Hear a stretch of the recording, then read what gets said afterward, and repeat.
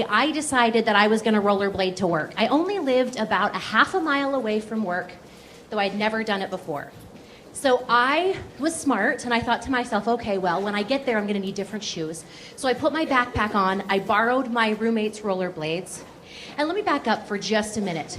Michelle McCullough is a sedentary lass. My idea of an Olympic sport is from the couch to the kitchen.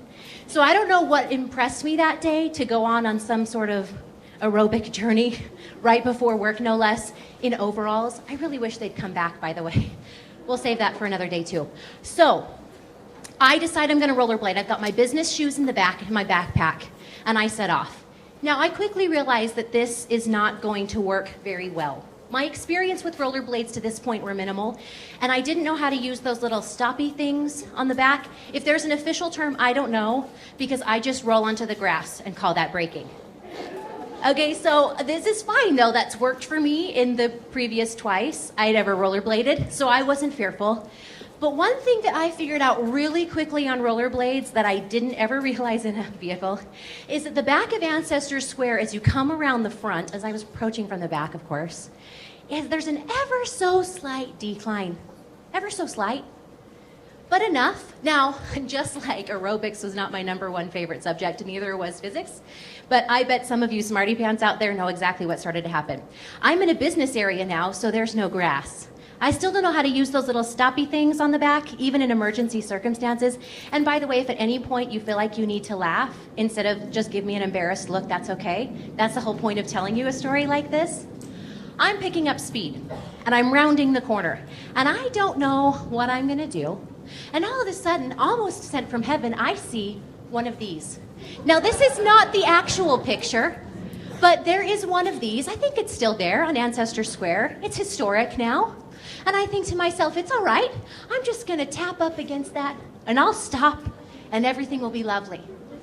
Well, my tap was a slam, and I fell straight backwards onto my back, knocked the wind out of me and a whole bunch of my humility, and then I just laid there. Who just saw me? And I can barely breathe, but I decide that I'm going to be fine. I quickly take off the rollerblades. I'm close enough to work now, we can just walk the rest of the way. And I dust off my overalls, they were khaki in case you were wondering, and I go and trot off into the office. Now, I don't know if these kinds of things happen to you, but they happen to me on a regular basis. My husband often, frequently, calls me the girl that's a hazard to herself. And so I know that and consider that to be my main theme song, and I can sing it on any given occasion.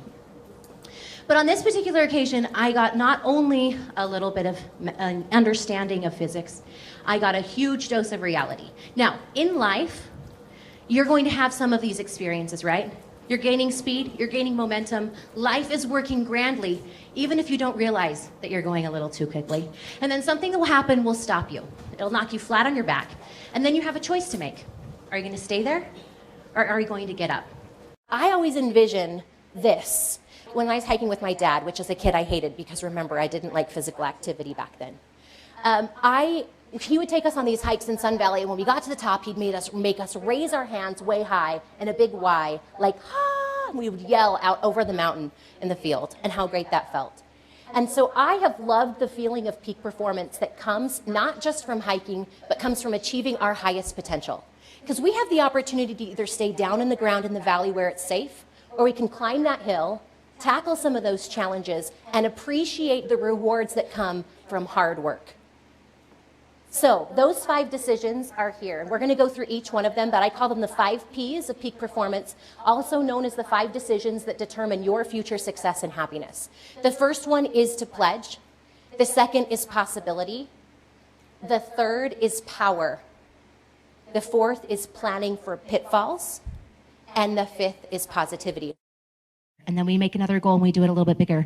And I love big, hairy, audacious goals, but if you note that initially your brain is like, you could never do that. Do you know how many New Year's resolutions you gave up on 2 weeks in? And so you have to recommit to yourself and help your body and your brain know that you are ready to grow. It is so important to have the dream, but it's more important to take the action. Success equals the vision plus the action. You can vision all you want, but until you do, it's just a dream. And so what you have to do in order to make that work for yourself is you have to look at your goals and then break them down and say, what are those daily, weekly, and monthly activities that we have to do to make those dreams a reality? What do I have to do every single day? Because here's the thing about success. It's not a thing you check off your to-do list. It's a pattern. It's something that you do on a regular basis that helps you. Oprah wasn't successful once. She took that blueprint that she could figure out for herself and then applied it to a network, applied it to a magazine, applied it to a television show, applies it to all kinds of products and services, applies it to movies. She takes the same principle. So wherever you go, whenever you decide to switch boats, it doesn't matter because you can figure out that formula for success for yourself.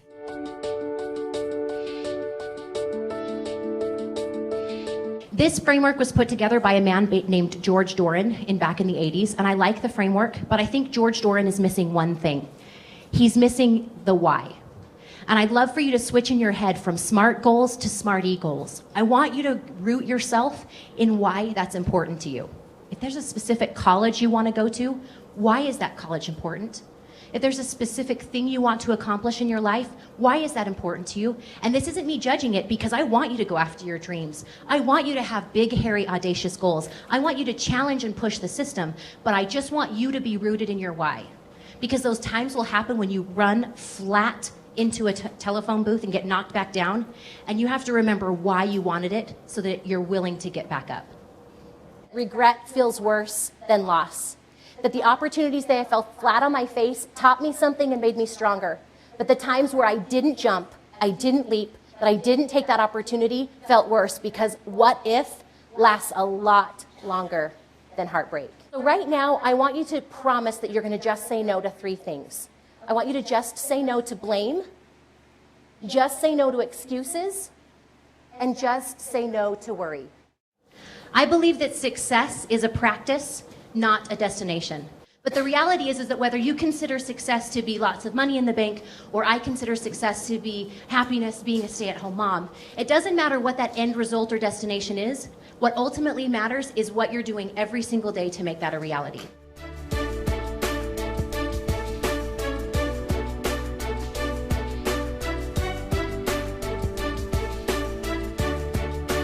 That time where I went careening into the telephone booth didn't stop me from still continuing to exercise. And even though that I'm a sedentary lass, I'm a recovering sedentary lass. And I've run a half marathon and I exercise all the time, even though it's not my favorite thing. And for some people it is and some people it isn't. But every time something happens to me, like for example, the time that I was training for a half marathon and I sprayed myself with mace, and there's mace in your face and you're going, this is a sign. I should not be running ever again. But then you decide, listen, that's just a test. I like to talk about the failures and the opportunities that we have to learn as trials of our fate. Not necessarily our faith, but our fate. Do we like it enough to pick ourselves up and try again? Do we like it enough to push past the point that other people don't push past because they get scared and worried and they say, oh, I can't do it? Or are we willing to say, listen, that taught me something. I'm going to keep the lock on my mace and run again next week. Or I'm going to learn how to use those stoppy things and then I can rollerblade to work again. Whatever that is for you, I hope that you don't see those opportunities as something that says you can't do it because it's just a test to say, are you willing to try again? I love this quote down here by Pastor Stephen Furtick. It says, one of the reasons why we struggle with insecurity is because we compare our behind the scenes to other people's highlight reel. This quote was written, believe it or not, before Facebook. But it's so much more true today than before. We have to honor our path and where we are. And I remember sitting there thinking, why can't I have what she has? She has 5 kids and 4 businesses. Why can't I do this with my 2 and my 3 just a few years ago? And I realized I was comparing her end to my middle. And I was comparing only what I saw online to what may or may not be a reality. I was 7, but I remember as if it happened yesterday. I was playing in my room undetected, and it was well past my bedtime, but I was not about to go tell people, why don't you come put me to bed, Mom and Dad? So I just played in there quietly for a while. After a while, my mom came in, and instead of putting me to bed, she handed me a plastic bag and said, pack anything you can, we're leaving and I don't know when we're coming back. Now I was 7, I didn't quite understand what was going on, but I remember packing my underwear and some clothes and some 7-year-old treasures, like my Little Ponies and all the money to my name, which was probably about 50 cents. but just enough to hold the bag down to feel like it was substantial. And then we drove off and left my dad on the stairs crying. My parents, as you can imagine, ultimately divorced. But in that instant, being a 7-year-old, I didn't turn to my mother and say, could I have a different bag? After all, my grandfather was a travel agent, and we had Pan Am overnight bags in abundance in our house. But in the midst of my own mother's trial, she was just thinking, get it done. Now imagine if you and I were to sit down one-on-one. You probably have a great story, and my guess is it even trumps mine. The things that are going on in the walls of your own home, and in the walls of your school, and in the neighborhoods around you are nothing but tragic, and I know that. But if you get nothing else from today, I want you to know that your success lies in not living among that, but rising above it. And that you ultimately decide. This is what I call the plastic bag principle, right? We're all dealt our own little bag, and it may not be exactly what we want. Maybe we wish we had better clothes like that girl over there, or better parents like that girl over there, or better teachers like that girl right there. And all of those things would be better if, right? So my quest for you is to take your bag, embrace it, and enjoy it. I love this quote by Sam Bracken that says, pack your bag with hopes and dreams instead of fear and insecurity. So you have that choice too, that if you're going to put in that bag your future, or if you're going to carry around your past.